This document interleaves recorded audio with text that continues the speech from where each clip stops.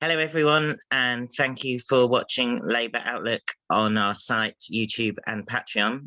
Today, we are joined by Alex Gordon to talk about the RMT's current dispute, which a lot of people have seen in the headlines and has gathered a lot of public support this week. Welcome, Alex. Hi, Matt. How are you? I'm well, and enjoying continuing working from home, especially with the strikes on. And of course, everyone watching, you mustn't cross picket lines. It's very important for the strike support that people don't cross picket lines. Alex, obviously there's been a lot of misrepresentation in the mainstream media, so-called mainstream media, about the RMT strike nationally and what the issues involved are. Can you just give our viewers and readers a quick recap of why the dispute is taking place and what the central industrial issues are?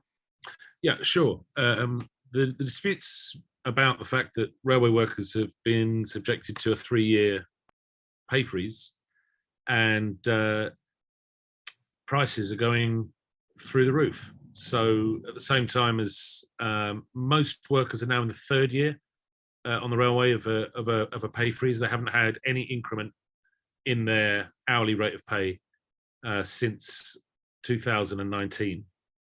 And we see RPI inflation up to May at 11.7%. We've got alarming increases in domestic energy bills. We've got huge prices in petrol at the pumps. We've got increased taxes on workers through national insurance contributions going up last April, and we've got the promise of more energy price rise to come. So there's a cost of living crisis, and it affects railway workers as much as it affects anyone else. And they're being subjected to a pay freeze. So that's the issue that is at the base motivating our members to take this strike action. There are other important issues, however, and those are that the rail industry, backed by the Department for Transport, led by the Secretary of State Grant Shapps, are using the pandemic and COVID as a pretext and a smokescreen to try and get rid of our members' jobs. And so what they've proposed to the unions is that coming out of COVID, where there was a reduction in passenger numbers travelling on the railway, the railway operations and services should be restructured, and the form of restructuring that they have in mind is essentially to do away with human beings, human workers. So there's a huge jobs cull being proposed by the rail industry. Thousands and thousands and thousands of jobs that they want to eradicate. Now, these are jobs that include passenger customer-facing jobs, if you like, that many people will be familiar with who are watching your program. They want to close every single booking office, every single ticket office in a railway station in Britain, without exception. I mean, we're not just talking about rural stations, which may sell a few hundred tickets a day. We're talking about mainline London terminals doing away with all ticket offices. And you can kind of see why they want to do that, because, of course, the train companies earn revenue by selling people tickets. And the one thing that people can do at ticket offices is they can get advice from knowledgeable and skilled railway workers about how they can buy the cheapest tickets that are appropriate for their journey. And so getting rid of ticket offices is, in our view, a clear incentive to rip off customers. It's it really is an attack on the public interest in being able to access advice and information about travelling at the best time and at the cheapest fare available. And fares in Britain are the most expensive, if not in the world, then certainly in Europe. So in our view, this is just a completely self-interested attack on consumer rights and workers' rights. It's an attack on rail users' ability to access information about buying the best ticket for their journey. And it's certainly an attack on the thousands of workers employed in ticket offices up and down the rail network who'll lose their jobs or be redeployed into other jobs that they're less suited for. But in addition to that, the rail companies have made it clear they want to reintroduce a all-out attack on the position of guards on trains and reintroduce a rolling program of what they call driver-controlled operation, which is effectively driver-only operation on a train, where you just simply have a train driver and no other personnel required in order to move a passenger train. And in our view, that's, as we've said for many years, that is a gross and flagrant attack on passenger safety, on accessibility to travel for people who need assistance, and it's in general just a very bad idea. They're also they've come up with outlandish schemes to basically get rid of all station staff who have any kind of specialism in, for example, dispatching trains, and they want to have a kind of roving, generic person who wanders around the station, employed to do God knows what. Their plans aren't very well thought out, but what they all have in common is massive job cuts. And that also goes for the engineering side of the railway, where they want to cut 3,000 plus maintenance jobs. So at the same time as the job cuts, they're also talking about a wholesale scrapping of the employment contracts which rail workers have won over the years. So most of our members who work full-time are employed on a 35-hour week.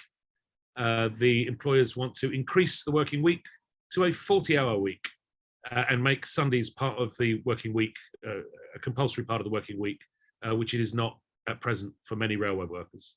So that's just one example of the kind of all-out assault, and that's not a hyperbolic term. It is an all-out assault on the terms and conditions and jobs and rates of pay of railway workers.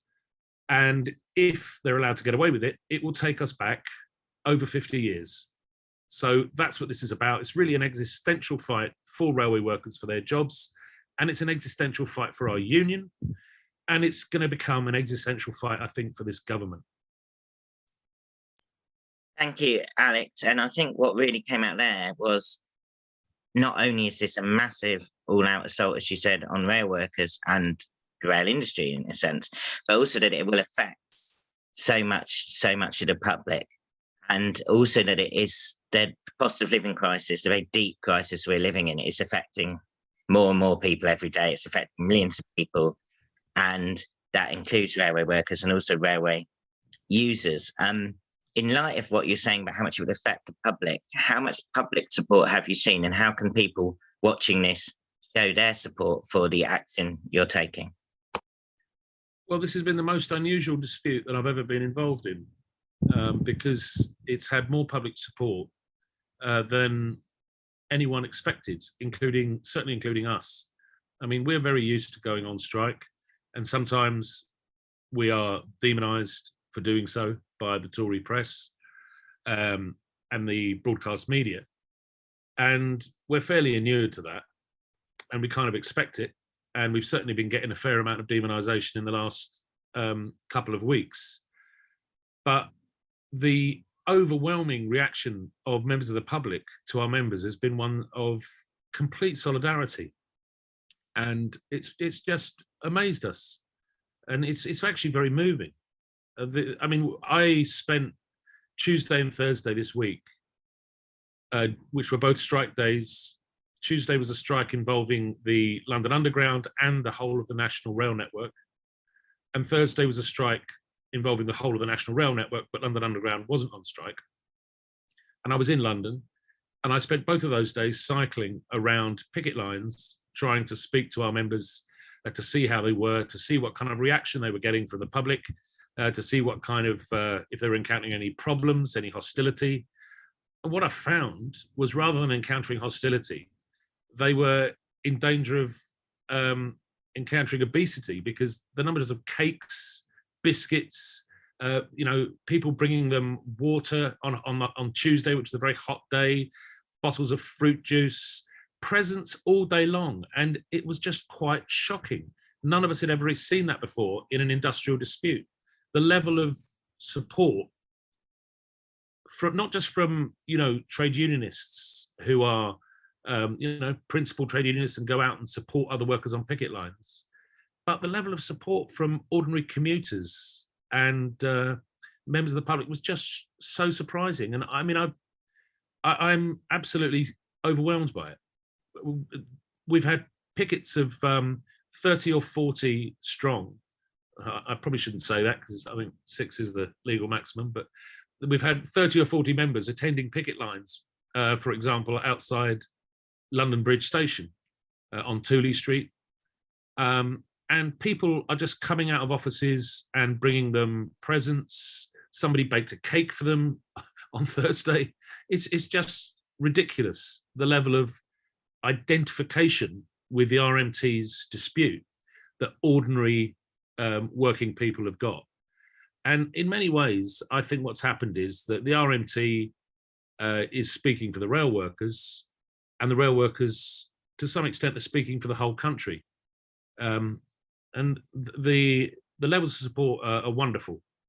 And we're going to try and repay that to other groups of workers in months to come, because I think this is going to be the first of many industrial action disputes involving industrial action, where workers are going to be on picket lines in other industries as well.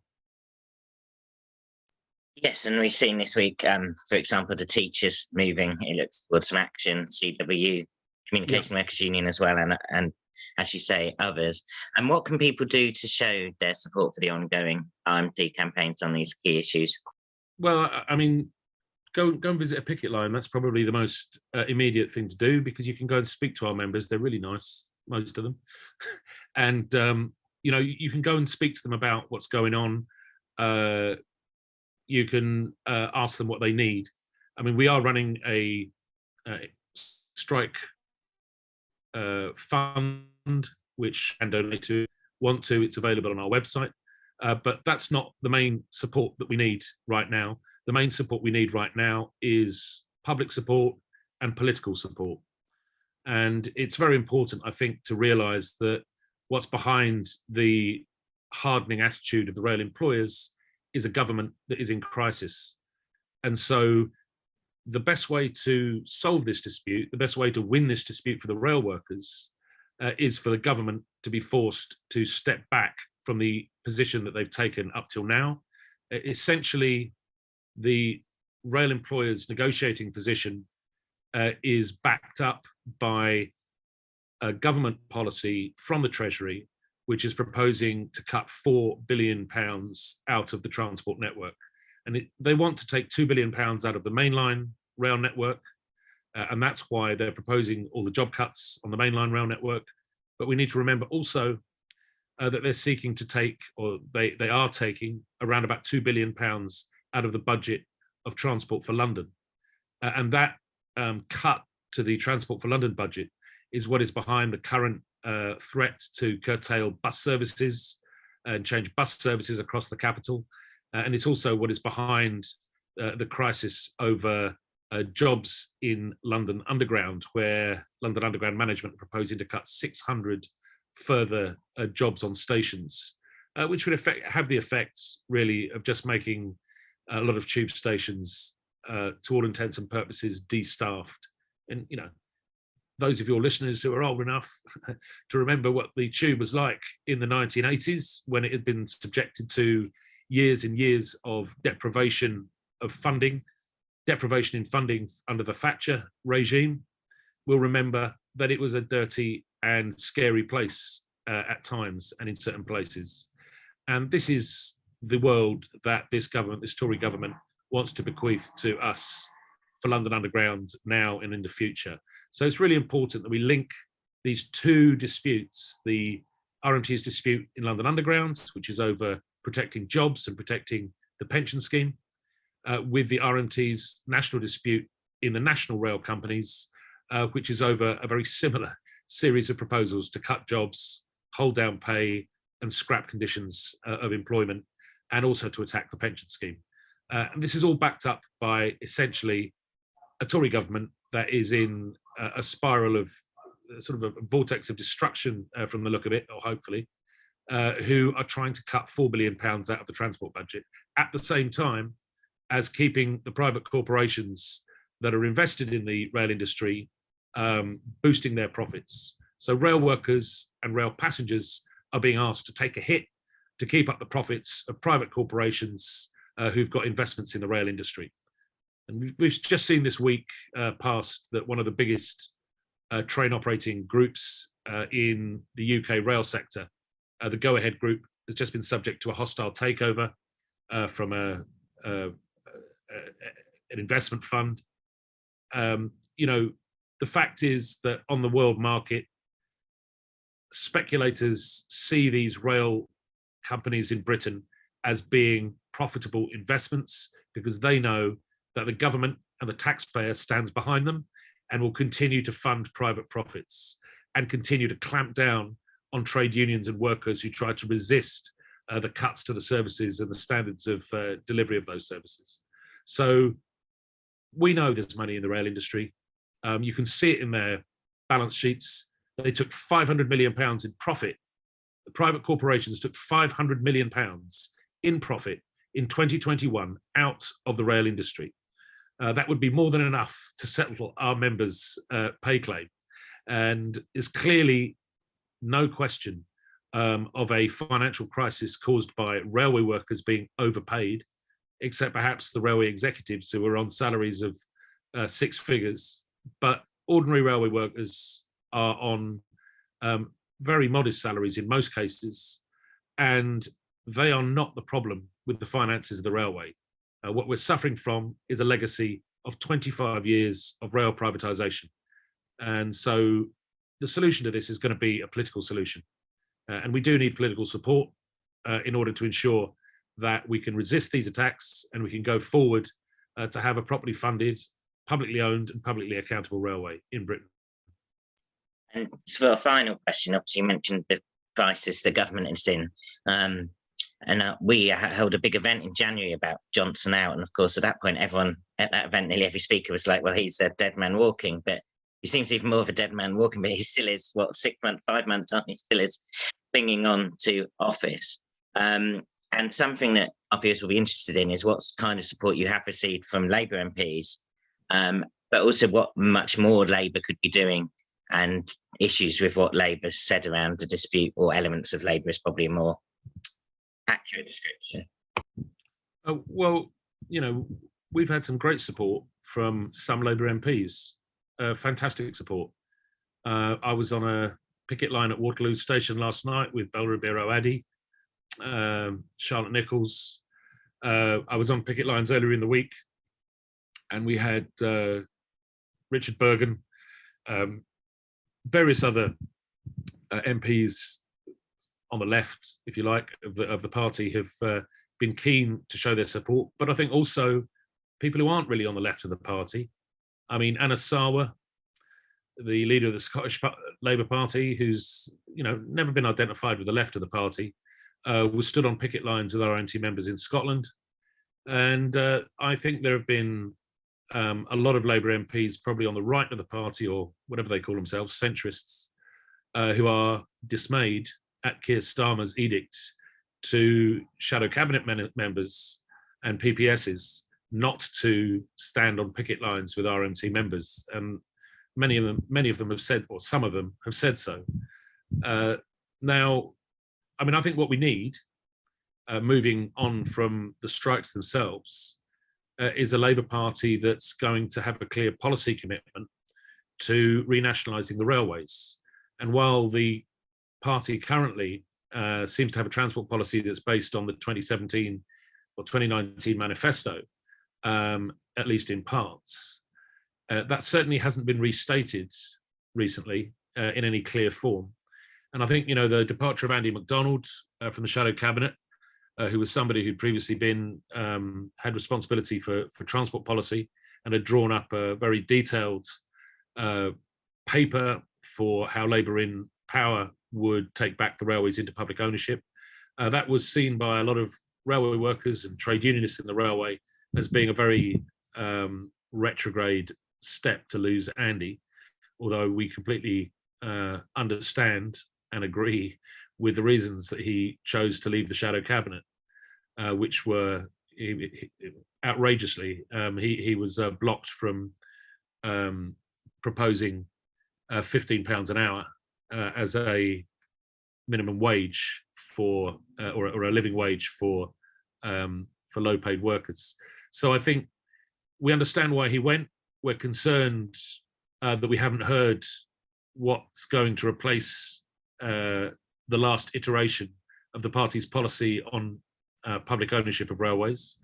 And we obviously know that there are people close to the Labour leader who are privatisation junkies and have got no intention of bringing railways back into public ownership. So that discussion is obviously ongoing in the circles in which Keir Starmer moves, and I don't have any access to those.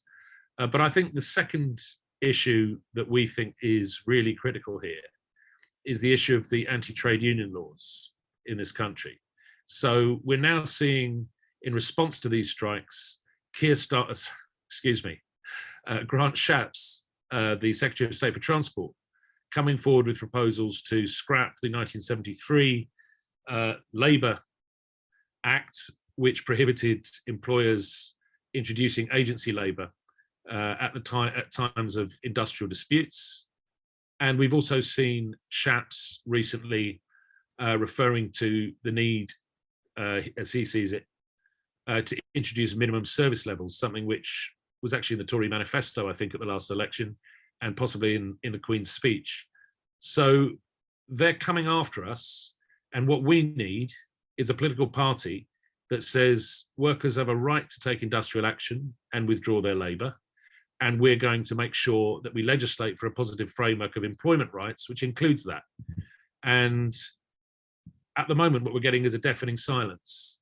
So I think that is really the most critical issue.